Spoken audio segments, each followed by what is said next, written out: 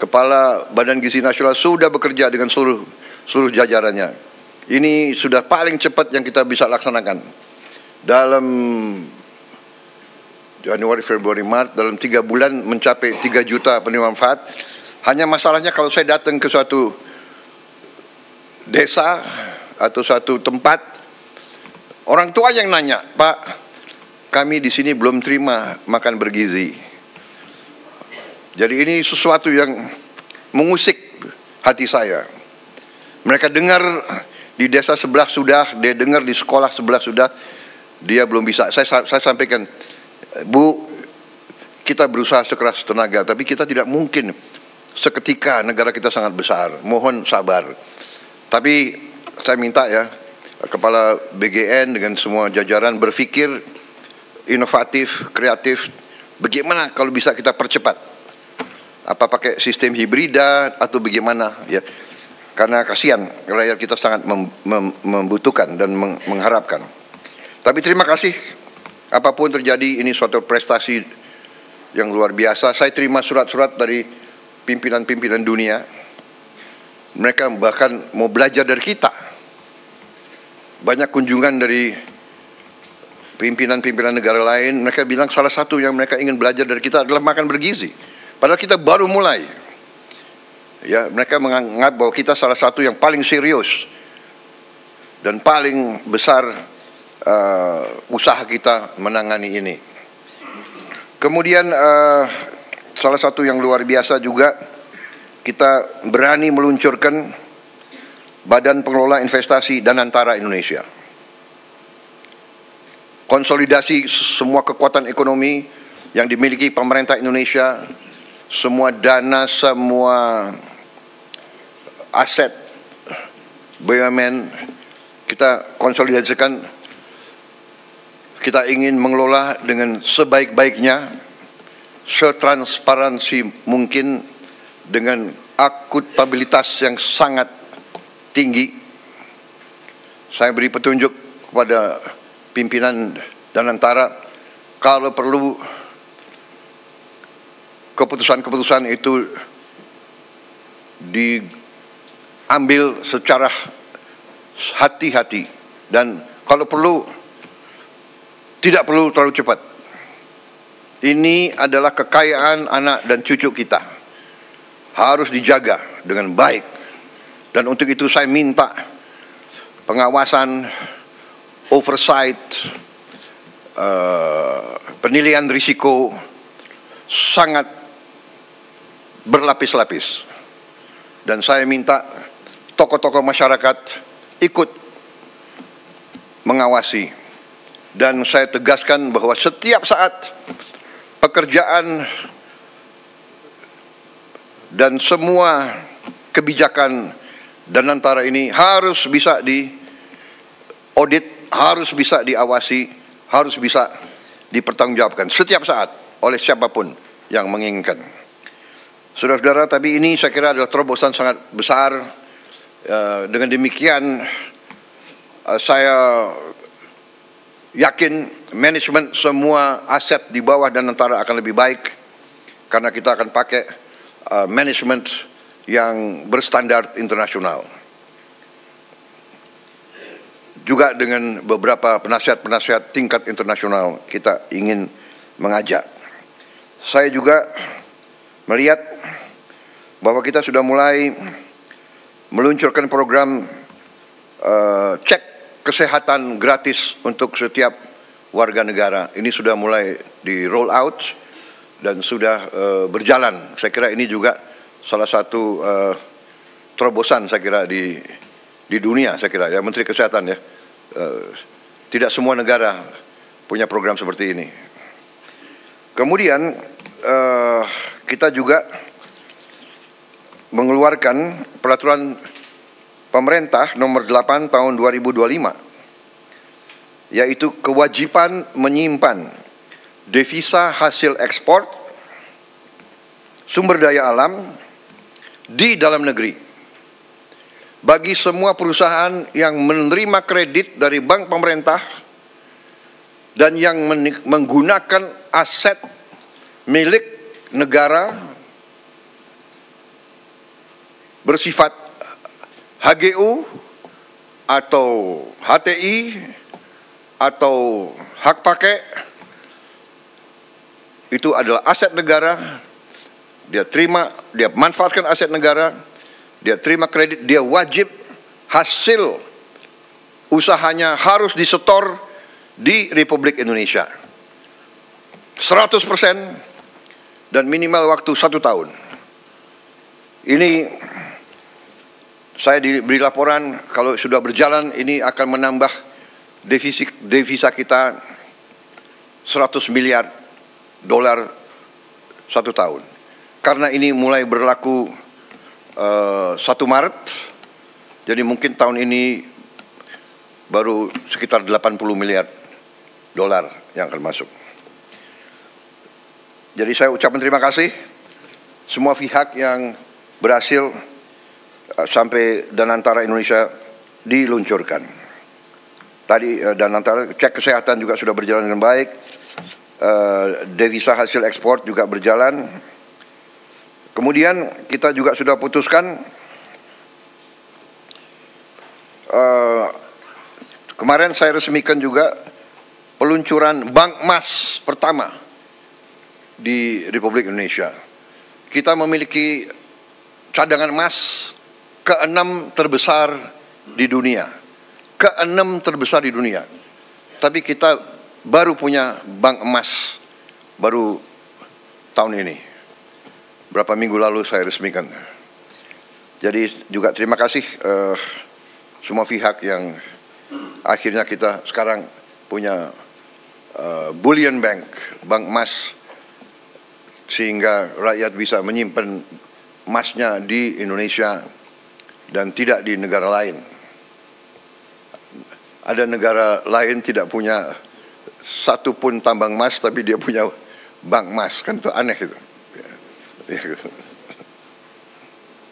Kemudian saudara-saudara, kami sudah putuskan juga untuk membangun tahun ini, kita harap sudah segera akan mulai dibangun 200 sekolah rakyat berasrama untuk SD, SMP, SMA berasrama, dan ini sekolah berasrama ini diperuntukkan untuk kaum yang kurang mampu khususnya. Jadi kita dengan ini kita hendak memutus mata rantai kemiskinan. Anak orang kurang mampu, anak orang miskin tidak boleh miskin. Katakanlah bapaknya sekarang pekerjaannya sangat sederhana, dia umpamanya tukang pemulung, anak dan cucunya tukang pemulung tidak boleh jadi tukang pemulung. Dia harus kita berdayakan. Ini rencana kita, dan kita akan bangun tahun ini 200 sekolah berasrama tersebut. Satu sekolah akan terdiri, kita harapkan 1.000 murid. Mungkin tahun-tahun pertama akan belum sampai 1.000, tapi nanti saya berharap ya Menteri Sosial, Menteri Dikdasmen, mungkin berapa, dalam 6 bulan bisa mencapai 1.000 murid masing-masing sekolah. Bisa? Hah? Tahun 4? Tahun depan? Tahun depan ya? Tanggal berapa? Coba dicatat. Loh, ini harus bertanggung jawab itu ya. Rakyat minta hasil yang cepat, saudara-saudara. Ya, ini sangat penting, dan yang akan segera kita resmikan 53. Yang segera mungkin 3 bulan ini bisa kita resmikan 53 sekolah. Ternyata Kementerian Sosial sudah punya gedung-gedungnya, sudah punya arealnya, jadi tinggal kita renovasi sedikit. Kita ingin segera 53, sisanya yang 147 akan segera menyusul. Kita harap tiap tahun 200, sehingga dalam 5 tahun kita minimal akan punya 1 sekolah berasrama di tiap kabupaten. Dan itu harus di tempat-tempat di mana terdapat kantong-kantong kemiskinan. Kita ingin memutus rantai kemiskinan. Kita ingin menghilangkan kemiskinan dalam waktu secepat-cepatnya. Dan ini saya yakin bisa kita kerjakan. Nanti Menteri Koordinator Perekonomian, kemudian Menteri Keuangan, kemudian nanti mungkin Menteri Sosial akan sedikit kasih penjelasan singkat, termasuk juga saya minta Ketua LPS menyampaikan kondisi ekonomi secara umum, sehingga kita dapat gambaran real apa yang telah kita kerjakan, dan kita akan nanti dapat bayangan betapa besar upaya bangsa Indonesia untuk memberi kesejahteraan kepada rakyatnya. Dan berkali-kali saya katakan, ini bukan hanya prestasi kita, ini adalah kerja keras presiden-presiden sebelum kita, menteri-menteri kabinet sebelum kita.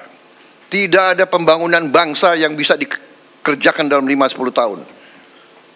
Pembangunan bangsa Indonesia ini adalah perjuangan lama. Mulai dari tahun 45 dan seterusnya, ada naik dan turun, ada krisis, ada hambatan, ada gangguan-gangguan negara asing berkali-kali, ya kan? Kita tidak mau nyalahkan siapapun, tapi kita sering diganggu. Kita harus sekarang belajar dari sejarah. Kita harus belajar. Dan sekarang kita semua unsur harus berjiwa besar. Kita atasi perbedaan dengan musyawarah. Kita terima kritik dengan besar hati, tapi kita jangan mau diadu domba. Kita harus bekerja dengan baik untuk rakyat kita. Saudara-saudara, kemudian salah satu juga keputusan besar kita adalah kita dalam waktu dekat akan membentuk 75.000 sampai 80.000 koperasi desa. Ada yang berbentuk berbasis pertanian, ada yang berbasis nelayan, dan ada yang berbasis lain. Tapi intinya adalah kita ingin ekonomi desa, ekonomi rakyat yang paling bawah bergerak dengan cepat, memobilisasi kekuatan yang kita punya untuk menggerakkan seluruh ekonomi, dan ini akan ada suatu dampak yang sangat besar, keyakinan kami. Saudara-saudara, juga kita juga berhasil bekerja sama dengan swasta, sehingga THR bagi pekerja swasta, BUMN dan BUMD bisa diberikan paling lambat 7 hari sebelum Hari Raya Idul Fitri. Tahun ini pemerintah juga menaruh perhatian khusus kepada para pengemudi dan kurir online yang untuk pertama kalinya akan menerima bonus Hari Raya. Ini karena kerjasama juga dengan pengusaha-pengusaha swasta. Saya mendengar mereka akan terima kurang lebih 1 juta tiap pekerja, demikian. Tapi saya menghimbau pengusaha swastanya, kalau bisa ya ditambahlah.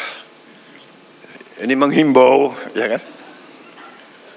Kalau menghimbau kan boleh, tidak ada paksaan kan? Tapi kalau presiden menghimbau ya. Menghimbau. Ini wartawan ya, terus garis bawahi itu. Karena pengusaha harus tahu, kalau masa yang bagus dia untung, ya dia juga harus memperhatikan para pekerjanya, ya kan? Justru para pekerja ini yang memberi keuntungan bagi dia. Juga THR dan gaji ke-13 bagi 9,4 juta aparatur negara. Ini sudah kita umumkan.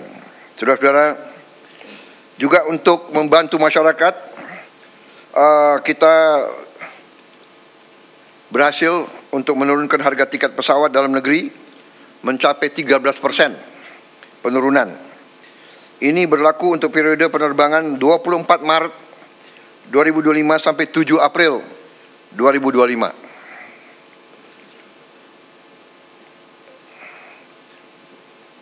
nanti Presiden juga akan menghimbau, kalau bisa ditambah, tapi menghimbau. Enggak, ini sudah luar biasa. Kemudian penurunan tarif jalan tol sebesar 20% di berbagai ruas jalur mudik selama 2 minggu. Juga diskon 25% penurunan harga untuk tiket kereta api sesuai tanggal yang ditentukan. Juga saya ucapkan terima kasih beberapa kementerian lembaga mengeluarkan kebijakan untuk membantu mengurangi beban masyarakat dengan memberi bantuan mudik gratis, hingga juga ada diskon mencapai 50% untuk provider seluler dari Kementerian Komdigi.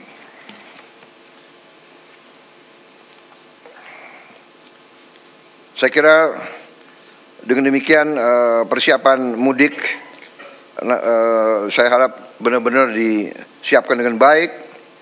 Kemudian alur lalu lintas dijamin harus berjalan lancar melalui jalur darat, kereta api, udara, dan laut. Tentunya Menteri Perhubungan yang akan leading dalam pengendalian dan koordinasi hal ini semua. Menteri Perdagangan memantau terus ketersediaan bahan pangan dan harga bahan pokok. Juga kita antisipasi bahwa di sektor pariwisata ini juga akan meningkat dan perlu antisipasi dari Menteri Pariwisata hal-hal yang harus disiapkan. Tentunya segi keamanan Polri, TNI, BIN, Kemenhub, BUMN, dan kementerian lain ikut semuanya membantu untuk memantau keamanan. Di bidang industri dan tenaga kerja juga berjalan baik. Saya juga minta pelayanan publik, terutama semua rumah sakit harus siap, semua fasilitas kesehatan, juga sektor perbankan disiapkan dengan baik. Peringatan dan informasi cuaca, saya juga mohon terus masyarakat diberi informasi terus-menerus. Saudara-saudara sekalian, saya kira demikian pengarahan saya, petunjuk-petunjuk saya tentang persiapan ke arah Hari Idul Fitri. Tapi pada garis besarnya saya ucapan terima kasih kepada semua menteri, semua kepala badan yang telah bekerja keras. Dan saya kira untuk yang terbuka sudah selesai. Terima kasih media. Sekarang adalah paparan dan pengarahan tertutup untuk konsumsi kita sendiri dalam rangka persiapan ke depan. Terima kasih, saudara sekalian.